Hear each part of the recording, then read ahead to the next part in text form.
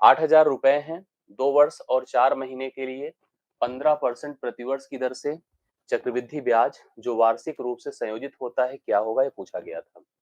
आपको मैं जानकारी दे दूं कि कभी भी कोई धन हो, इसको समझ लीजिएगा, ये जिसको आप मूलधन कहते हैं, कोई ब्याज की दर हो, कोई ब्याज की दर हो 8% पर एनम, और एक समय हो, और यह समय अगर भिन्नात्मक हो, समय फ्रैक्शनल हो, जैसे आपको दिया है वहां पर इस प्रश्न में, इसने 2 साल 4 महीने की बात करी। अब आप देखिए 2 वर्ष 4 माह, इसके लिए जो एकदम पैटर्न होता है, जो ट्रेडिशनल एकदम होता है, उसको हम लोग कैसे अप्लाई करते हैं। इसके लिए एक अमाउंट का पैटर्न होता है, फार्मूला, हालांकि मैं ऐसे नहीं करूंगा, मैं अभी आपको करके दिखाता हूँ कि इसको आपको सॉल्व कैसे करना था। यहाँ पर अमाउंट अर्थात जो पैसा आपको अंत में प्राप्त होगा, वह पैसे को प्राप्त करने का जो सूत्र बनता है वो P1 + R/100 वो समय जो पूर्ण है, 2 साल पूरा है। और आगे चलेंगे तो 1 + R गुणे क्या कर दीजिए, जो ये महीना है 4, इस 4 महीने को आप जानते हैं किसी भी माह को अगर वर्ष में लिखना होता है तो हम लोग 12 से भाग करते हैं, तो 4 बटे आप लोग 12 कर दीजिए, अर्थात 1/3 कर दीजिए। यह 1/3 हो गया। मैं लिखूंगा R गुणे 1/3/100, ये आपको अप्लाई करना होता तो उत्तर आपको ऑटोमेटिकली प्राप्त हो जाता। जैसे अगर आप सोल्यूशन करते तो बी था 8,000, उस प्रश्न में आपने देखा था, जो भी हम लोगों ने किया, इस फार्मूले पे जाते हैं, 1 + 15/100, 15/100 की पावर आप 2 करते, और यहाँ पर आपको पता था आर का मान 15 है, तो 15 को जैसे आर की जगह अगर 15 रखता, 1/3, 3 से इसको डिवाइड करता, 5 आता, इसको कर देते 5/100। अब इसको अगर हम हल कर देते तो हमें सीधा सीधा मिश्रधन प्राप्त हो जाता है कि अमाउंट हमको कितना मिलता है जी। अब आप इसको समझिए कि इसका सोल्यूशन कैसे हम लोग को करना था। इसका सोल्यूशन कुछ इस प्रकार से करना था, क्योंकि चक्रवृद्धि ब्याज वार्षिक संयोजित जब होती है तो हर साल आपको पता है कि प्रिंसिपल अपडेट होते रहता है ना। 8,000 आपका धन था, 2 साल और 4 माह का वक्त था, इसको थोड़ा दिमाग में रख लीजिएगा। ये 2 वर्ष पूर्ण है, जैसे शुरुआत आपने निवेश किया, 2 साल पूरा है। ये जो 4 महीना है ये तीसरे साल का भाग है, किसका है, तीसरे वर्ष का है, तीसरे वर्ष का भाग है, और तीसरे वर्ष में केवल 4 माह में रुकना है। 4 माह 1 साल का क्या होता है जान लीजिएगा, 4/12 अर्थात 1/3 हिस्सा होता है, किसी साल का 1/3 हिस्सा होता है 4 महीना। हमको इसको कैलकुलेट कैसे करना था वो भी देखिए ध्यान से। सबसे पहले आप ऐसी स्थिति में पहले साल का ब्याज निकालिए। 8,000 है, ब्याज की दर आपकी 15% है। अगर आप इसको भिन्न में लिखें तो भिन्न में तुरंत लिख दीजिए, 15/100 करिए, 15/100 करते ही आपका 3/20 हो जाएगा। तो हम लोग यहाँ पर क्या करें, जो आपका पैसा है 8,000, ध्यान से देखिएगा, उसका गुणे 3/20 कर दें। जैसे ही करेंगे कैंसिल, ये कैंसिल पूरा कर दीजिए, 400 गुणे 3 करिए तो यह मान आएगा 1200, अर्थात पहले साल का ब्याज कितना हो गया, 1200। दूसरे साल जब हम लोग चलेंगे चक्रवृद्धि ब्याज निकालेंगे सेकेंड ईयर, तो क्या करेंगे, 1200 तो रख ही लेंगे, और साथ साथ इस पर फिर ब्याज लगाएंगे, वही 3/20, वही 3/20, 20 छक्के होता है तो 60 गुणे 30 180 होगा, 180 जोड़ दीजिए तो ये हो जाएगा 1380, अर्थात दूसरे साल का ब्याज कितना हो गया, 1380। तीसरे साल चलते थर्ड ईयर, थर्ड ईयर पहले तो आप एक काम करो, 1380 को ला के रखिए, इसके बाद प्लस क्या करेंगे, इस पर फिर 3/20 लगाएंगे। अब 3/20 लगाएंगे तो पहले तो एक शून्य शून्य खत्म हुआ, 2 छंगे 12 होता है, 2 9 18, 3 से मल्टीप्लाई, 3 9 27 होता है, 3 छंगे 18, 2 18, 2 कितना होता है 20, एक बार देख लीजिएगा, 3 9 27 के साथ हासिल 2, 3 छंगे 18, 2 20 होता है। जोड़कर देखिए कितना हो जाएगा, अगर हम इसको जोड़ते हैं पूरा मान, अगर तीसरे साल की ब्याज की बात करें तो ये हो गया 13, और यहाँ पर 1587 हो जाएगा, 1500 कितना हो रहा है, यहाँ पर 87 हो रहा है। और 1587 को, क्योंकि हमको पता है कि यहाँ पर केवल हमें क्या करना है, यहाँ पर हमें हमें केवल 1/3 भाग इसका लेना है, 1/3 भाग इसका करिए तो कितना हो जाएगा, 1/3, 3 × 5 = 15, 3 दूना 6, 3 9 27, 529 है। अब तीनों वो ब्याज जोड़ लीजिए जो आपको आवश्यकता थी। पहला ब्याज था आपका 1200, ठीक है, अगला ब्याज था 1380, और अगला ब्याज जो हमें तीसरे साल में मिला है 529 है। अब आप इसको प्रत्येक को जोड़ दीजिए तो कितना हो जाएगा, 9 हो गया, 8 2 10 के शून्य हासिल 1 हो गया, 8 2 10 और 3 2 5 1, 3 2 5, 5 10 1 11 कैरी 1 हो गया, 1 1 2 1 3 हो गया, 3109 है, जो कि पहले ही ऑप्शन में आपको दिया गया है, यह इस प्रश्न का हल था। ठीक है, आपको तीसरे साल में केवल एक तिहाई भाग पे रहना था। जब भी कभी इस तरह का भिन्न आपका जो है समय के रूप में रहता है, उसको हम लोग अप्लाई कर सकते हैं। मुझे लगता है कि आपको समझ में आया होगा, आप लोग इसको अच्छे से कन्फर्म कर लीजिएगा। दूसरा प्रश्न देखिए क्या था, आप उसको बहुत ध्यान से देखिए। दूसरा क्वेश्चन, एक उम्मीदवार को बहुत आसान प्रश्न था ये वाला, अगर देखा जाए, जब इलेक्शन होता है, आपको जान पता है कि एक कुल मत की बात की जाती है, हालांकि प्रश्न को और स्टैंडर्ड बनाया जा सकता था, लेकिन बहुत इजी था। एक उम्मीदवार को मतदान के 35% वोट मिले, मतलब जितना मतदान हुआ था, जितना कुल वोटर्स थे उसकी बात नहीं कर रहा, उसमें तो जितना मतदान हुआ था वहीं से बंटवारा हो रहा है। याद रखिएगा, अगर कभी भी दो पक्षीय मतलब दो पक्षों के बीच चुनाव हो रहा है, तो अगर एक पक्ष को 50% या उससे ज्यादा मिलेगा तभी वह विजेता होगा। अब एक चुनाव हुआ, चुनाव में जितने मतदान हुए उसका केवल 35% पहले उम्मीदवार को मिला है। कितना मिला है? 35%। आप दो तरीके सोच सकते हैं, 100 लेकर चल सकते हैं और डायरेक्टली ऐसे भी जा सकते हैं। 35% को हम ऐसे कह सकते हैं कि यह होता है कितना, अगर हम इसको 100 से भाग कर दें तो 7/20 होगा। इसका मतलब हम ये मानेंगे कुल 20, अगर 20 का मतदान हुआ है, 20 का, तो उसमें 7 जो है मत मिला है किसको? एक उम्मीदवार को। अगर 20 में एक उम्मीदवार को 7 मत मिला है तो दूसरे को कितना मिला होगा? 13 मत मिला होगा। आप इसको 100 लेके भी चल सकते हैं। अगर हम यहाँ पर 100 माने होते कुल मतदान, एक को 35 मिला है तो अगले को 65 मिला होता। इस तरह से भी जा सकते हैं जैसे हम लोग यहाँ पर जा रहे हैं। ठीक है, हम लोग भिन्न से कर लेते हैं क्योंकि ऐसे आसान हो जाता डेटा। अब हम कह दें कि अगर कुल मतदान 20 का था तो 7 मत मिला है पहले को, 13 मत मिला है दूसरे को। दोनों के मतों में अंतर यहाँ से कितना है? 6 का। ये 6 ज्यादा पाया इसलिए विजेता है और यह 6 कम पाया इसलिए वो हारा है। हार जीत का कारण ये 6 मत हैं और एग्जैक्टली हार जीत का कारण यहाँ पर कितना दिया है? 2250। हम कह दें 6 का मान है 2250 और आपसे पूछा है कि यहाँ पर मतदान के लिए यदि दो ही उम्मीदवार थे तो कितने वोट पड़े थे? यही टोटल वोट थे। तो टोटल वोट अगर सोचिए तो टोटल वोट आपका 20 है, तो 20 का मान हमको निकालना था। 6 से इसको डिवाइड किया, 6 3 18, 18 4 22, 6 7 42, 6 5 30 हुआ। 20 से गुणा कर दे शून्य, 2 5 10, 2 7 14, 1 15, 2 3 6 1 7, 7500। ऑप्शन नंबर सी इस प्रश्न का करेक्ट हल है। सी 7500 राइट सोल्यूशन होगा, जो आपने सेकंड क्वेश्चन के लिए डन किया होगा। ये प्रश्न आपका हल हो चुका है। मुझे लगता है कि समझ में आया होगा आपको। अगला क्वेश्चन देखिएगा। समांतर श्रेणी खूब पूछा जा रहा है। समांतर श्रेणी के कुछ वीडियोस हैं चैनल पे, उसको आप देख लीजिएगा। अगर आप आगे देख रहे हैं किसी वर्ग का पेपर, समांतर श्रेणी को खूब ध्यान दीजिएगा। एक श्रेणी आपको थोड़ा सा डिटेल कर देता हूं मैं यहाँ पर। एक श्रेणी जो कि A plus D, A plus 2d, A plus 3d और ऐसे बढ़ते बढ़ते A plus n minus 1 into D के रूप में लिखी गई हो, वही आपकी समांतर श्रेणी है। उसी को आप एपी कहते हैं। क्या कहते हैं? एपी कहते हैं। मतलब जब पदों का अंतर समान हो, ऐसी व्यवस्था संख्याओं की, वही समांतर श्रेणी कहलाती है। जिसमें पहला पद, फर्स्ट टर्म आपको पता है कि ए है। फर्स्ट टर्म कौन है? ए है। और इसमें कॉमन डिफरेंस होता है, सर्वंतर जिसको कहते हैं। कॉमन डिफरेंस है क्या? बताइए। डी है, क्योंकि प्रत्येक के बीच देखिए डिफरेंस कितने का बनकर आ रहा है? डी का। जैसे आपको एक समूह में लिख कर दूं, जैसे मैंने कहा 3 है, 3 4 7 कर देता हूँ, 7 4 11 कर, 11 4 15 कर दे, 15 4 19 कर दिया। इस तरह की एक श्रेणी है। अब आप देख रहे हैं सब में 4 4 का गैप है। यह श्रेणी आपकी क्या है? समांतर श्रेणी है, क्योंकि सब में 4 4 का एडिशन है, 4 4 का इंक्रीज है। अब ऐसे में हमको कई चीजें यहाँ से ज्ञात करने को हो सकता है। सबसे पहले अगर हमें किसी पद को निकालना हो, किसका कोई पद, 20वां पद, 15वां पद, 10वां पद, क्या होगा? इसका पद जो होता है टीएन, कोई भी पद अगर निकालना हो तो होता है A plus N minus 1 into D. जैसे अगर आपसे मैं कहूँ, क्योंकि इस पेपर में आपने देखा कि दो क्वेश्चन आए हैं, समांतर श्रेणी से संबंधित दो आए हैं, तो दोनों को ध्यान से देख लीजिएगा।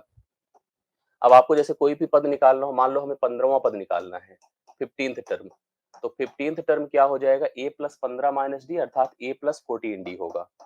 ए प्लस 14 डी। अगर मुझे इस श्रृंखला का 15वां पद निकालना है तो आपको ए मतलब 3 रखना है और 14 गुणे पदों का अंतर कितने का है? 4। तो 14 चौके 56 हुआ, 56 में 3 जोड़ दिया तो 59 हुआ।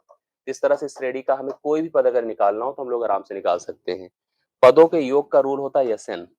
एन बराबर होता है N by two, 2a plus N minus 1 into D. आप पूरा एक वीडियो है इसका, अगर आप लोग देखना चाहें देख लीजिएगा।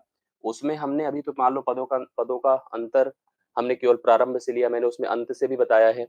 योग मैंने केवल डायरेक्टली ऐसे बताया है। उसमें मैंने ये भी बताया जब पहला और अंतिम पद दिया हो उस कंडीशन में पदों की संख्या निकालना, हर तरह के पैटर्न उसमें मैंने एक्सप्लेन किया। समांतर श्रेणी और गुणोत्तर श्रेणी, हरात्मक श्रेणी, तीरों के बारे में। यहाँ पे इतनी आवश्यकता है दोनों प्रश्नों में, तो इतना हम लोग कवर कर लेते हैं।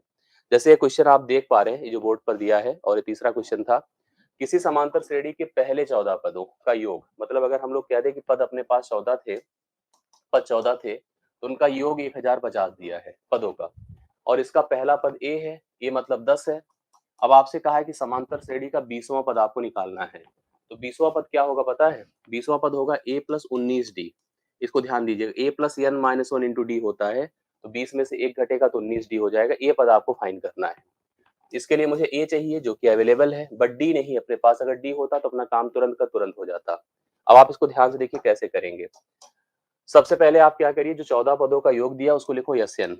एस एन बराबर N by two 2a plus n minus one into D, ये नियम होता है अभी हम जोड़ का जो बताए हैं आपको।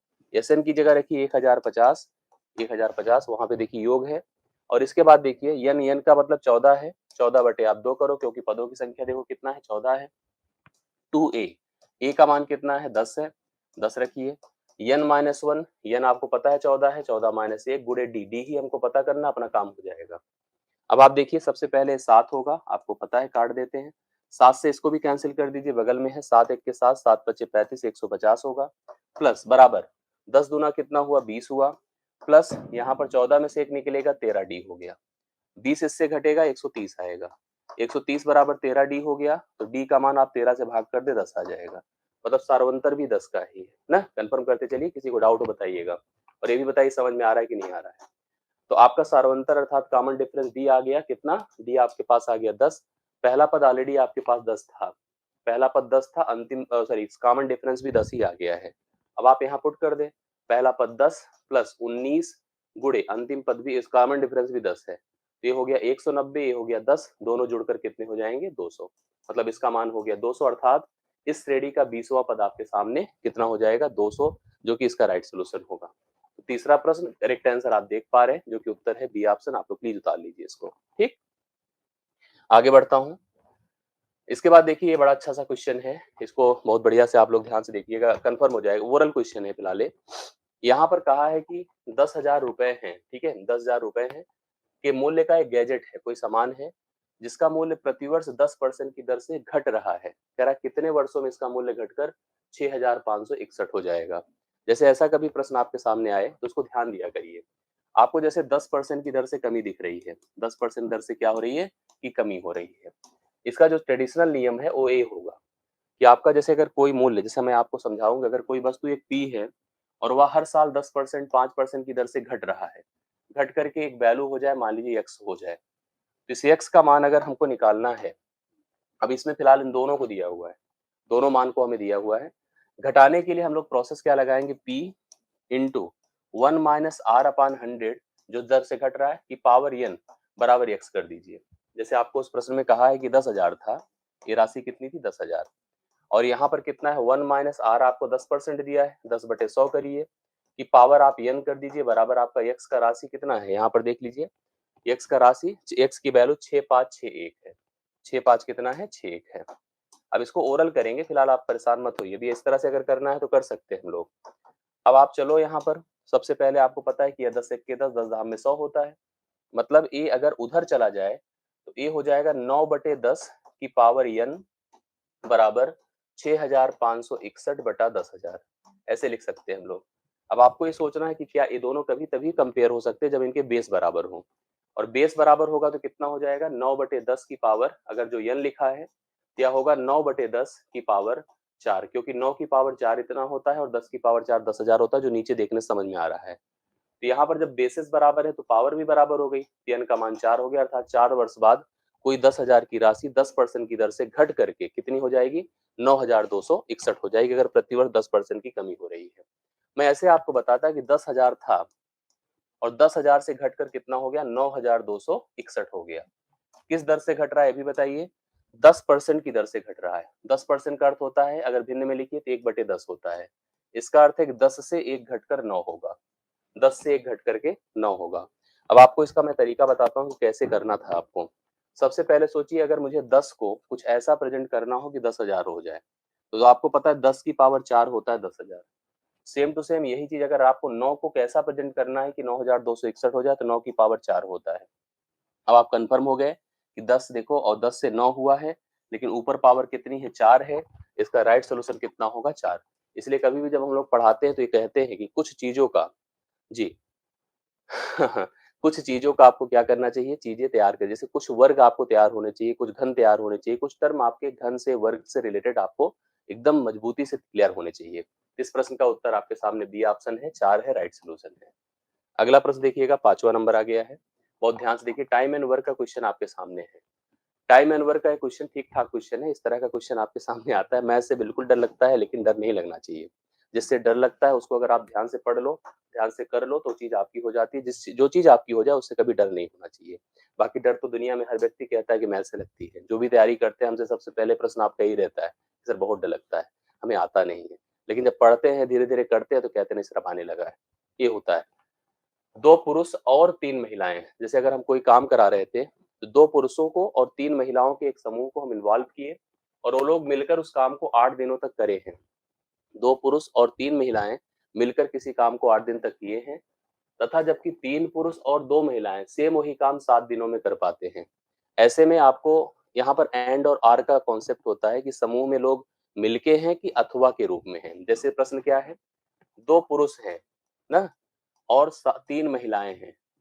2 पुरुष 3 महिलाएं किसी काम को 8 दिन में करते हैं। जिस काम को, देखिए ध्यान से बहुत अच्छे से, 2 पुरुष 2 पुरुष और 3 महिलाएं जिस कार्य को 8 दिन में करते थे वही काम।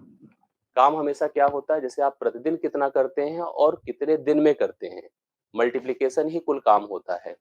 प्रतिदिन कितना करते हैं और प्रतिदिन कितना काम करते हैं और कितने दिन तक करते हैं, that is the total work, वही टोटल काम होता है। मैंने कहा 2 पुरुष और 3 महिलाएं जिस काम को 8 दिन में करते थे, 2 पुरुष और 7 महिलाएं वही कार्य कितने दिन में कर पाते हैं, वही सॉरी 3 पुरुष, यहाँ पर जो लिखा उसको पढ़िएगा, 3 पुरुष और 2 महिलाएं वही कार्य 7 दिन में कर पाते हैं। इससे हमें पुरुष और महिला की एफिशिएंसी पता चलेगी, क्योंकि फाइनली उसने कहा था कि अगर 5 पुरुष और 4 महिलाएं हों तो काम कितने समय में समाप्त हो पाएगा। यहाँ से एफिशिएंसी अर्थात उनकी एक दिन के कार्य करने की या कार्य की मात्रा, किए गए कार्य की मात्रा निकालिए। इसको लिख सकता हूँ 8 दूना 16 पुरुष और 3 8 त्रिक 24 महिलाओं का जो कार्य है वो बराबर है 7 त्रिक 21 पुरुष और 7 दूना 14 महिलाओं के। अब पुरुष महिला को एक साइड अलग अलग सेव करिए। अगर इधर जाएगा तो 5 पुरुष होंगे, पुरुष को पुरुष की तरफ, महिला को महिला की तरफ करिए तो यहाँ पर 24 हुआ था, 8 त्रिक 24, तो हम लिख सकते हैं 24 वुमेन था ना, 24 वुमेन। 24 उधर जाएगा, 10 14 जाएगा तो 10 महिला हो जाएगा। क्या हो जाएगा, 10 महिला, मतलब 5 पुरुषों का काम 10 महिलाओं के बराबर है। एक हो जाएगा, 5 दूना 10 हो जाएगा। अर्थात हम कह सकते हैं कि एक पुरुष और एक महिला का जो कार्य क्षमता का अनुपात है 2:1 होगा। मतलब पुरुष अगर एक यूनिट समय में 2 काम करेगा तो महिला केवल एक ही काम कर पाएगी। जी, अब यहाँ पर ये बातें कंफर्म हो गई हम लोगों को। अब इसके बाद देखिए इसने कहा है कि जो है कौन क्या कह रहा है, तो एसएससी वाले एसएससी वाले स्पेशल बैच में बिल्कुल देखो, हम जो मैथ्स पढ़ाते हैं बेसिकली हमारी मैथ्स में सभी लोग इन्वॉल्व होते हैं। आप लोगों ने देखा है कि जो इंडिविजुअल बैचेस होती है उसमें हर प्रकार के लोग होते हैं, सीजीएल देने वाले, बैंकिंग का और भी तमाम एग्जाम्स का, तो उसमें स्पेशल कोई नहीं, हम स्पेशल मैथ्स जो पढ़ाते हैं उसी में सब लोग पढ़ते हैं। ठीक है, वो सभी परीक्षाओं के लिए होता है।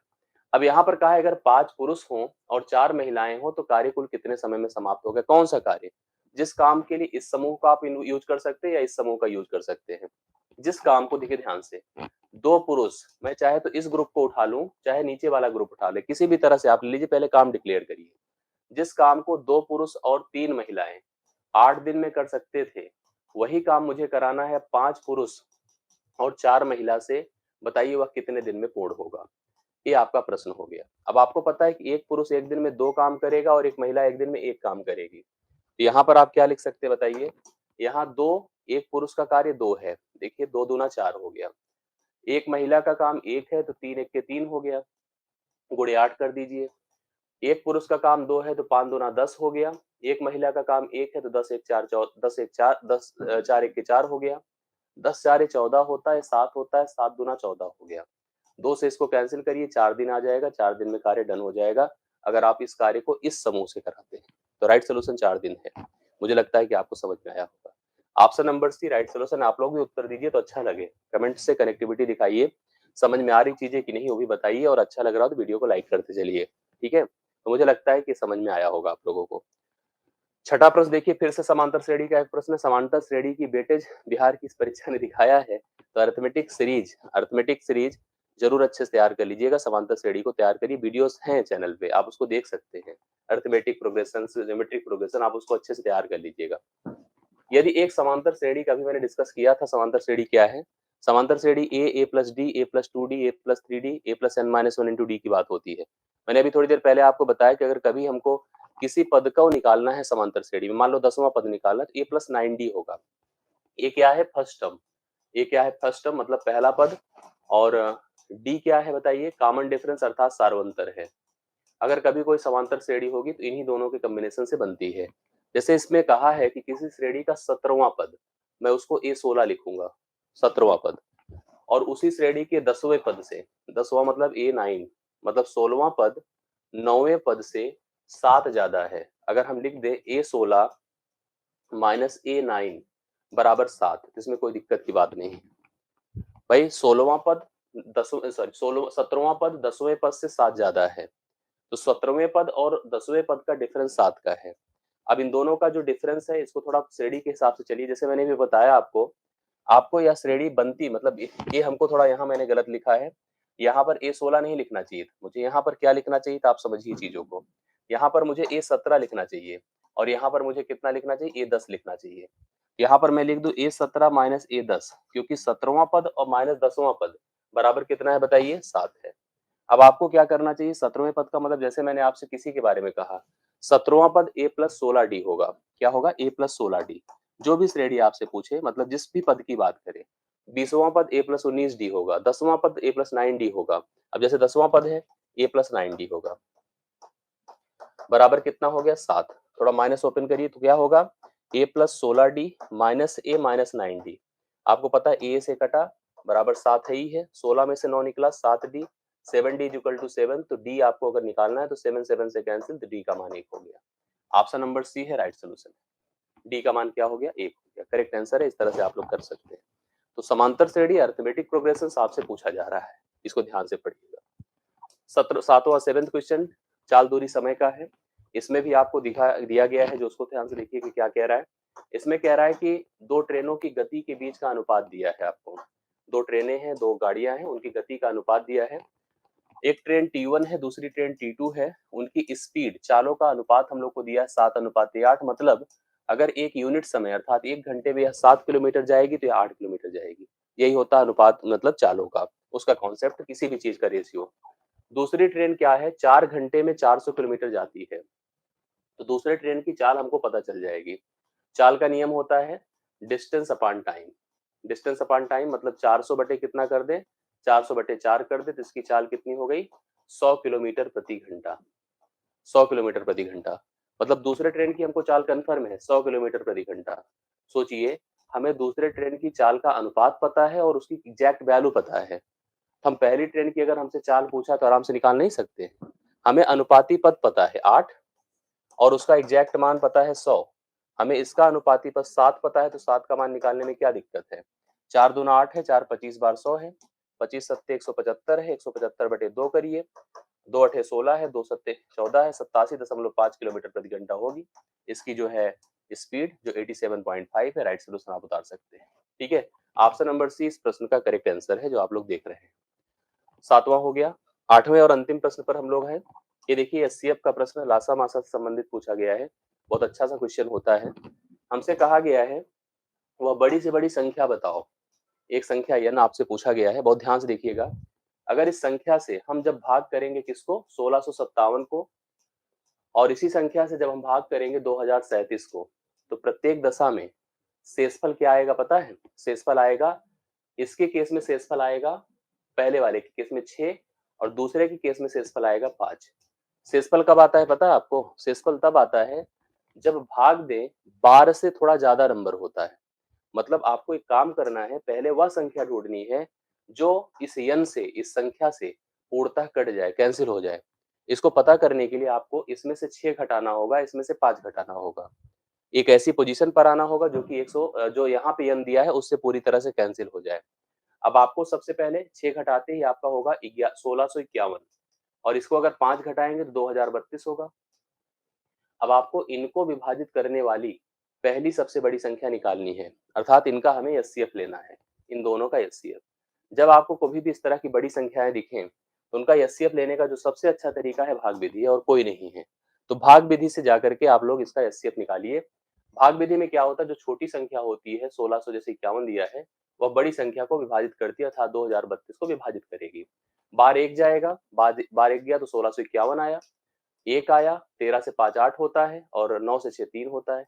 अब जो शेषफल आता है उससे फिर भाजक विभाजित किया जाता है, 1651 को विभाजित करिए, 3 पचे 15 होगा, अगर 3 चौके 12 होगा, 4 एक के 4 हुआ, 4 अठे 32 हुआ, 4 तिया 12, 12 तीन 15 हुआ। घटाई 11 से 4 7 होता है, 4 से 2 2 होता है, 6 से 5 1 होता है। 127 आया, इससे मैं 381 को विभाजित करूं, कितना बार जाएगा? 3 बार। सीधा सीधा 381 होगा, कैंसिल हो जाएगा, अर्थात 127 ने काट दिया। इसका अर्थ है, देखो ध्यान से, 127 वह संख्या होगी जो जब इसको भाग करेगी तो शेषफल 0 आएगा, इसको भाग करेगी तो शेषफल 0 आएगा, बट इससे 6 बड़ी संख्या को जब वह भाग करेगा तो शेषफल 6 आएगा, इससे जब 5 बड़ी संख्या को भाग करेगा तो शेषफल 5 आएगा। इसका मतलब वह संख्या एग्जैक्टली सही उत्तर 127 है। तो राइट सोल्यूशन 127 है, जो कि ऑप्शन नंबर बी में दिया हुआ है। अगर आप लोगों ने इसको किया है तो इसको एग्जैक्टली समझ लीजिएगा। समझ में आई बात? आप लोग ध्यान से देख रहे होंगे, सारी चीजें कंफर्म हो गई। मेरे हिसाब से जो कुल 8 प्रश्न थे उसको आप अच्छे से तैयार कर लीजिए, आपके लिए बहुत ही जरूरी है। एक देखिए, linear equation in two variable, अर्थात दो चरों पर आधारित रैखिक समीकरण का एक जनरल सा जो प्रश्न होता है, कक्षा 6-7 में हम लोग पढ़ते हैं, उसी से रिलेटेड एक कॉन्सेप्ट था। अगर किसी ने किया हो तो बता दे। क्वेश्चन था कि 5 बल्ले हैं, मतलब 5 बैट हैं ना, बल्ले जानते हैं सब लोग, 5 बल्ले हैं अर्थात 5 बैट हैं। 5 बैट अगर हम समीकरण के माध्यम से चले, प्लस 18 बॉल, 18 बॉल का मूल है 6500। दूसरी तरफ एक समीकरण और है, 2 बल्ले अर्थात 2 बैट और 2 बैट और 20 गेंद का जो मूल्य है वो 4200 है।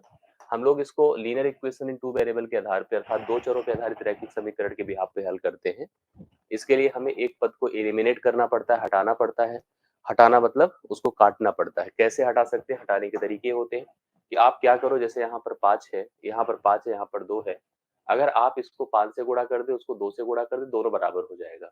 या किसी को भी आप कहीं से भी बैट को या बॉल को, जो भी आप हटाना चाहो उसको हटा सकते हैं जी। वो सारे के सारे आप हटा सकते हैं। हटाने के तरीके मैंने जैसे आपको बताया कि अगर आप चाहें तो इसको 5 से गुणा कर दें और इसको 2 से गुणा कर दिए, 2 समीकरण पुनः बनेंगे, लेकिन थोड़ा सा लॉन्ग प्रोसेस हो जाता है अगर इससे हम लोग करते हैं। हम इसको ऑप्शन से मिलाकर और आसानी से और जल्दी आंसर कर सकते हैं, लेकिन यह प्रोसीजर भी आपको जान लेना चाहिए कैसे होता है। जैसे अगर आप इसको मल्टीप्लाई करें, 2 पंचे 10 बैट होता है, मैं आपको भी कंफर्म कर दे रहा हूँ, और 18 दूना 36 बाल होता है। अब इसके साथ साथ अगर हम 2 से मल्टीप्लीकेशन करते हैं तो 6 दूना 12 13,000 हो जाएगा।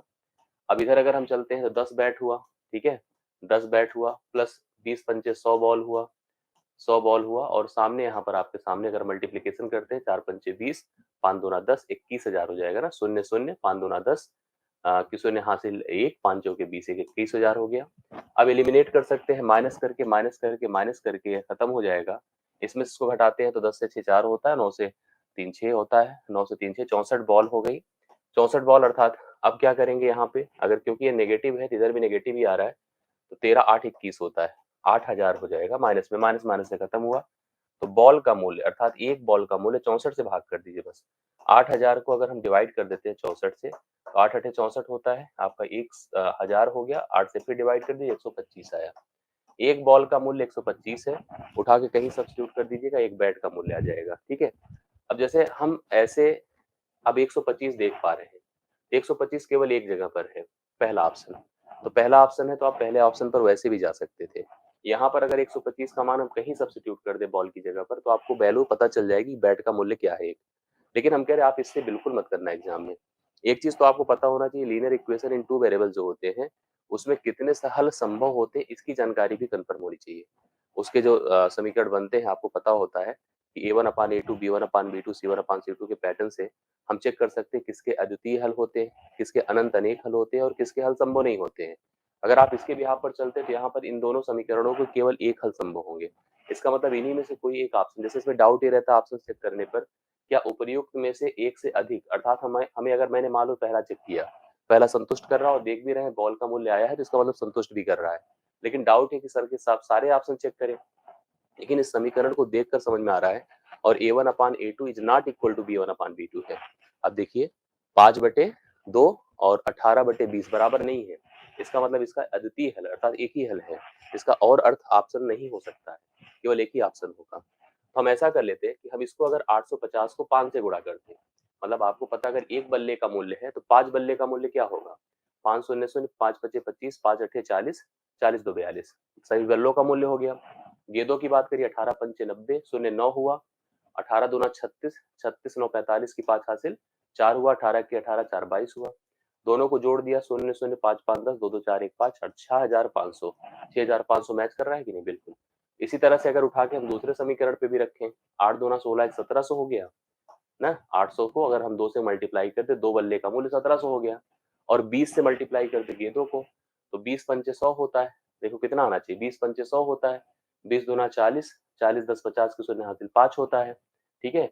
और 20 एक के 20, 20 5 25 होता है, जोड़ के देखिए 4200 हो गया। मतलब ये कन्फर्म मैच कर रहा है, दोनों को संतुष्ट कर रहा है, यही अपना हल हो जाएगा। यही इस प्रश्न का उत्तर है, पहला ऑप्शन। आई बातें समझ में? कंफर्म करते चलिए, क्लियर करते चलिए जो लाइव देख रहे हैं मुझे।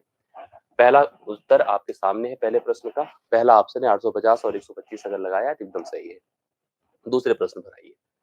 ये बहुत आसान सा प्रश्न है अब इससे आसान नहीं प्रश्न आ सकता है, वो भी बिहार के एग्जाम में, ठीक है। बड़ा हंसी आ रही देख करके इसको।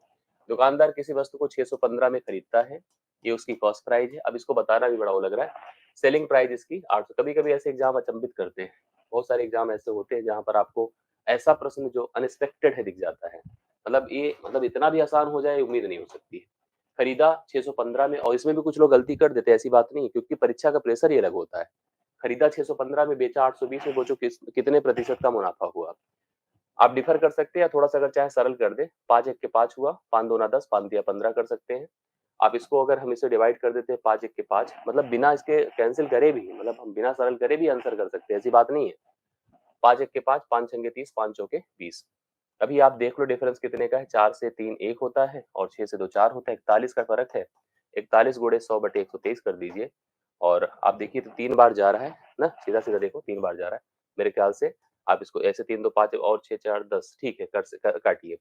3 बार गया, 3 से 100 को भाग करिए, मतलब 100 बटे 3 अर्थात 33 सही 1 बटे 3 अर्थात 33.33% का।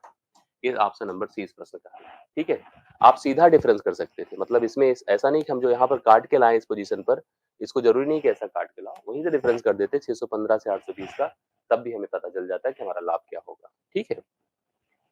एक हैकर, ये बड़ा अच्छा सा क्वेश्चन है, ये पर काउंटिंग बेस्ड अर्थात परम्यूटेशन कॉम्बिनेशन बेस्ड यहाँ पर क्वेश्चन होता है। एक हैकर को पता लगता है कि एक व्यक्ति का एटीएम पिन, जैसे बहुत सारे हैकर होते हैं जो एटीएम पिन आपका ट्रेस करते हैं और उसके आधार पर आपके एटीएम से फ्रॉड करते हैं। एटीएम पिन आपको ऐसे जनरल पता है कि 4 अंकों के होते हैं ना, 4 अंकों के एटीएम पिन होते हैं हम लोग के, 1 2 3, 1 2 3 4 यहीं पे होगा। इसने हमसे कहा कि जो पहले 2 अंक हों, 3 से 8 तक की संख्याओं में से एक है, मतलब 3 से लेके 8, या तो 3 या तो 4 या तो 5 या तो 6 या तो 7 या तो 8। कुल मिला के कितने ऑप्शन है बताइए?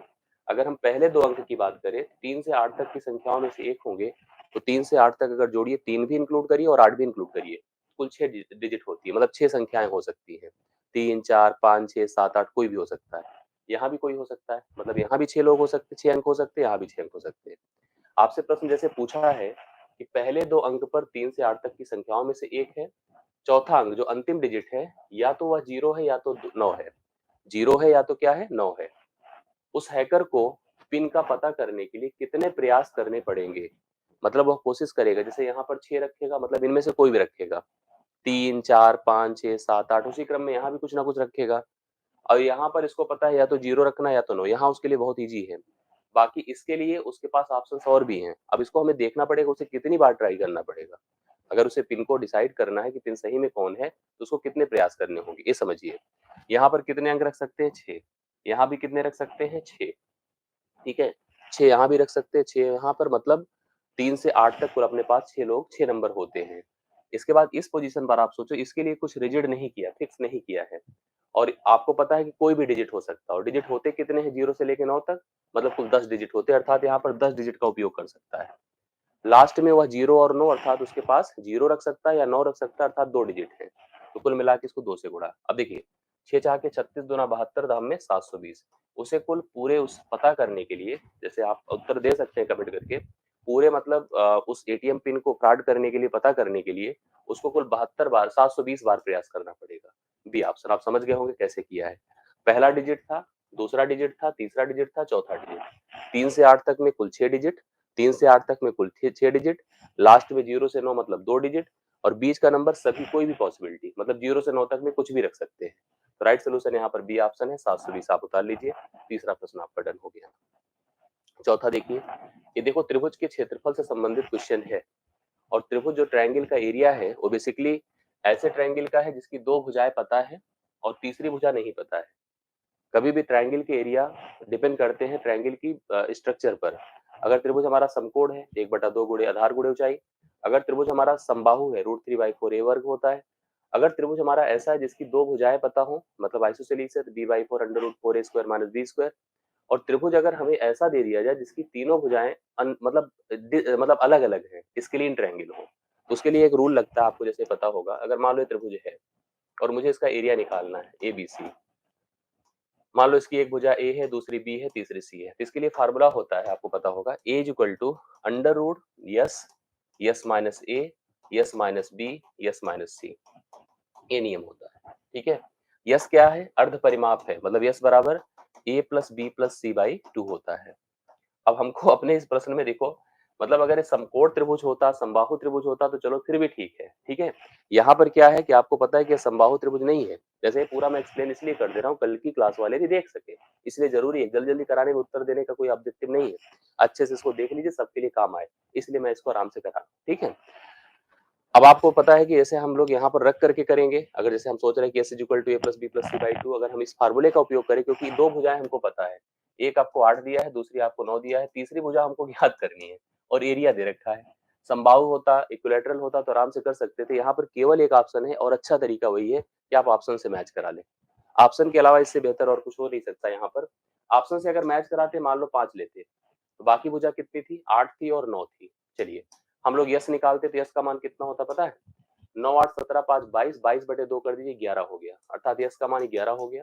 अब इस फार्मूले पर रखिए, इस फार्मूले पर, यहाँ पर फार्मूले में अगर 11 का उपयोग करेंगे तो 11 गुणे 11 में से 5 निकाल दो 6, 11 में से 8 निकाल दो 3, 11 में से 9 निकाल दो 2, क्या 12√5 आ रहा है? नहीं। अगर देखो तो यहाँ पर इसका 2 फैक्टर बनेगा, 2 गुणे 3 होगा, तो ये हो जाएगा 3 1 निकलेगा, 3 दूना 6√11 हो जाएगा। इसका मतलब ये नहीं हो सकता। अब हमने 7 रखा, 7 रखने पर एक 8 रहेगा, एक 9 रहेगा, 9 8 17, 17 7 24/2 करेंगे तो इसका मान 12 आएगा। अगर मैं 12 रखता हूँ, ठीक है, मैं 12 रखता हूँ, ध्यान से देखिएगा, तो 12 में से क्या घटाइए, सबसे पहले 5, पहले तो 12 लिखिए, 12 में से 5 घटाइए 7, 12 में से 8 घटाइए 4 और 12 में से 9 घटाइए 3।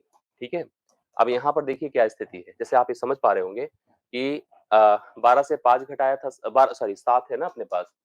सबसे पहले देखो, इसको ध्यान से देखिएगा, आपका यस आया है 12, 12 से 7 घटाए 5, 12 से 8 घटाए 4 और 12 से 9 घटाए 3। सभी जो साइड से देखिए, 7 आपने माना है ऑप्शन के हिसाब से, 8 लिया और 9 लिया, 7 8 9 अपने पास 3 साइड्स हो गई। 9 8 17 7 24/2 किया तो 12 आया था। 12 को हमने यहाँ पर लिया, 12 गुणे 7 घटाए 5, 8 घटाए 4, 9 घटाए 3, 4 का वर्गमूल कन्फर्म है 2 होगा, 4 का वर्गमूल कन्फर्म है 2 होगा ना। हाँ, एक बार चेक कर लीजिए सब लोग अच्छे से, जैसे हमने 7 लिया है, 7 सोचा है और 2 भुजाएं, एक 8 है, दूसरी 9 है।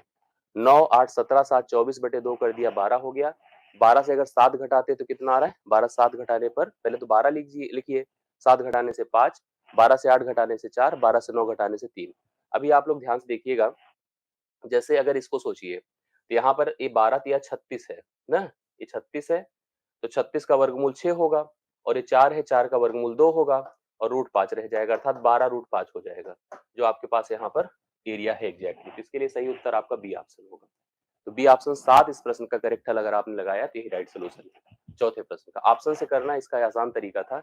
बाकी तो अगर हम लोग सोच कर चलते कि चलो एक साइड मान ले, तो आप डिसाइड करते तो टाइम टेकन प्रोसेस था। तो सही उत्तर आपके सामने क्या है, बी ऑप्शन है, 7 राइट करिएगा। ये बड़ा अच्छा सा प्रश्न आया था, इसको करना बहुत ही इजी है, लेकिन ध्यान से करेंगे तो, जैसे इसमें कहा था 50 संख्याएं दी गई हैं, 1 से लेकर के 50 तक की संख्याएं या कोई भी नंबर, 50 संख्याएं अलग अलग दी गई हैं। प्रत्येक संख्या को 53 से घटाया जा रहा है। जैसे मान लो अगर संख्या ऐसे होती, ए बी सी डी, इस तरह से कुल 50 संख्याएं हैं, प्रत्येक संख्या से 53 घटाया जा रहा है, प्रत्येक संख्या से 53 मतलब सॉरी, प्रत्येक संख्या को 53 से घटाया जा रहा है, प्रत्येक संख्या को 53 से, मतलब 53 माइनस ए, 53 माइनस बी, इस प्रकार से 53 से प्रत्येक संख्या को घटाया जा रहा है। और इस तरह से घटाने से जो हमारे पास संख्याओं का जो माध्य आ रहा है, मतलब एवरेज आ रहा है, वो -3.5 आ रहा है, ये एवरेज आ रहा है। ठीक है, मतलब इन सभी संख्याओं का एवरेज एक्स बार आपका एक प्रकार से कह सकते हैं -3.5 आ रहा है। जो संख्याएं प्रारंभ में थी, जब बिना घटाए थी, उस समय उनका औसत क्या था। इसके लिए बहुत आसान तरीका है कि अगर उस समय उनका औसत मान लो x था, उस समय उनका औसत क्या था, कब? जब नहीं घटाया गया था, तब उनका औसत x था। क्योंकि जब संख्याओं को हम 53 से घटा रहे हैं, हम औसत को भी 53 से घटा दें और अभी नए औसत के बराबर कर दें -3.5। हम पुराना औसत, यही तो पुराना औसत है आपका। यही पुराना औसत हम लोग को पता भी करना है, इसको आपको ज्ञात करना है। तो x इधर कर दीजिए, -3.5 इधर कर दीजिए। तो x बराबर हो जाएगा 53 3 56.5। अर्थात पहले औसत कितना था? 56.5 था। जब प्रत्येक संख्या को 53 से घटाया तो जो है औसत आपका -3.5 हो गया। इसका मतलब आपकी जो पहले का औसत कितना रहा होगा? 56.5 रहा होगा, जो कि ऑप्शन नंबर ए में दिया गया है। राइट सॉल्यूशन 56.5 अगर आपने लगाया तो एकदम करेक्ट है। ठीक है, तो पांचवा प्रश्न 56.5 है, आप लोग उतार लीजिए। छठा प्रश्न देखिएगा, बहुत ही आसान था, ये भी एज रिलेशन का क्वेश्चन था। दो भाइयों की उम्रों का अनुपात 4:3 है। एक ब्रदर 1, भाई 1 और दूसरा भाई 2। इनकी एज का जो रेशियो था 4:3 था। पहला बड़ा था, दूसरा छोटा था। कह रहा था कि यदि बड़ा भाई छोटे भाई से 6 साल बड़ा है, उम्र का जो अंतर होता है हमेशा समान रहता है। कभी भी कोई किसी से जितना छोटा आज है, जीवन भर उतना छोटा रहेगा, जितना बड़ा उतना ही उतना भर हमेशा बड़ा रहेगा। बड़ा भाई यहाँ पर अनुपात में देखो कितना ज्यादा है, 1 ज्यादा है। रियलिटी में कितना ज्यादा है? 6 ज्यादा है। तो 1 बराबर क्या कर दीजिए? 6। दोनों भाइयों की उम्र बतानी है।